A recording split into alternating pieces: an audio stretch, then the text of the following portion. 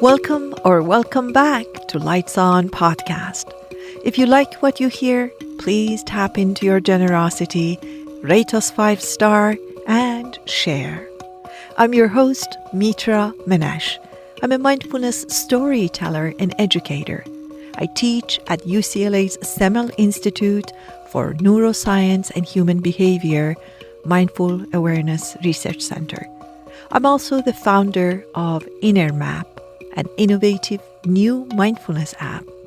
And I've been the coach to many knowns and unknowns of the world for the past 35 years, helping them to love, live, and lead more mindfully, joyfully, and peacefully. If you'd like to explore my work further, go to App Store and download and try INNERMAP app for free, or simply visit mitramanesh.com. This episode is about our capacity to take the challenges or challenging people in our life. A participant asked why some things or some people in life really bother me, and why do I lose it at times?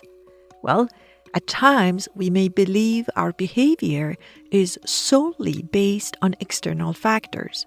Even though external factors are important, but so is our work to build and continue to expand a larger capacity within us in order to hold ourselves, the world, and the people in the world.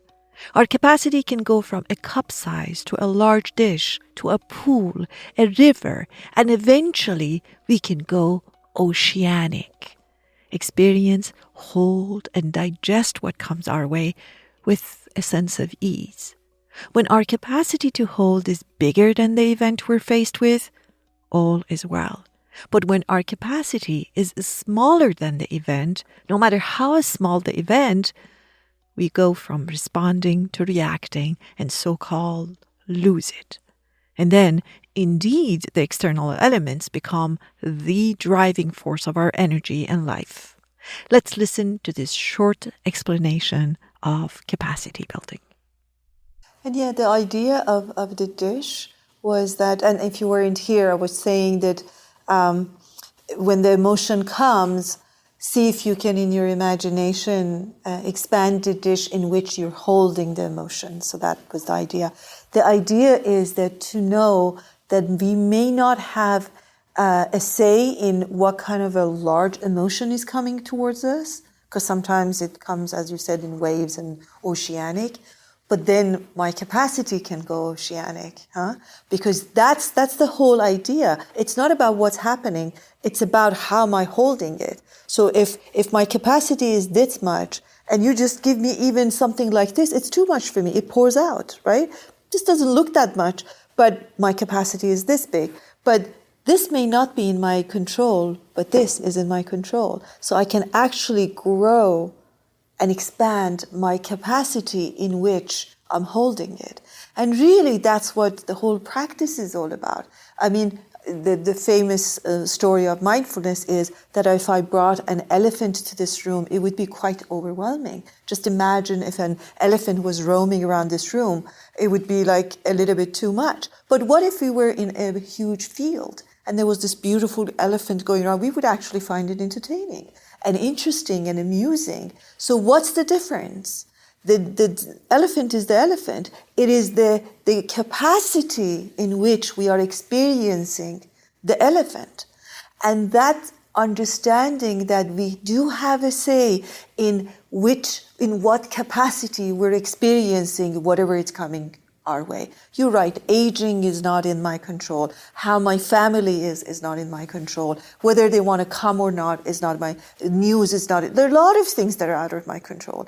But what is in my control is how I work with them, in which capacity I'm working with it. And that's what happens. I mean, you've all experienced something very small flips you, and something really large doesn't. So what's the difference? Which one are you? If that's who you are, you would say, like, I never can take this, which is not true. Sometimes you can. But when can you? When the dish is larger. So sometimes I can hold so much. Sometimes it's just like a wrong question, wrong comment, wrong word just gets you. and you just lose it. The difference is the capacity with which you're holding the experience. And that's so important, going to compassion. And tonight's subject is compassion. And I'm sorry I'm going on about your share, but that was a very important point you made. We assume that people are always doing things that we don't like, because they don't know better, or because they're not mindful. But that's not so. Sometimes it is the experience they're experiencing. My teacher used to say, you never know who just lost their spouse this morning. You don't know whose dog died. You don't know whose loved one is just, diagnosed with something, not curable. So we assume, if I just cut your lane and came in front of you, you just assume that I'm a horrible driver. You don't know where I'm going. You don't know where I'm coming from. This is the capacity that allows us to feel, and we're going to talk more about this, to build that capacity to hold not only ourselves, but also each other. And that's a very important part of our practice. Thank you for your share.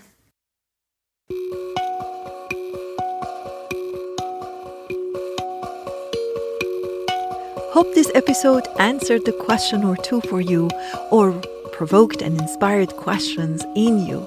I'm so grateful you showed up and listened up. Until the next time, be well and stay curious.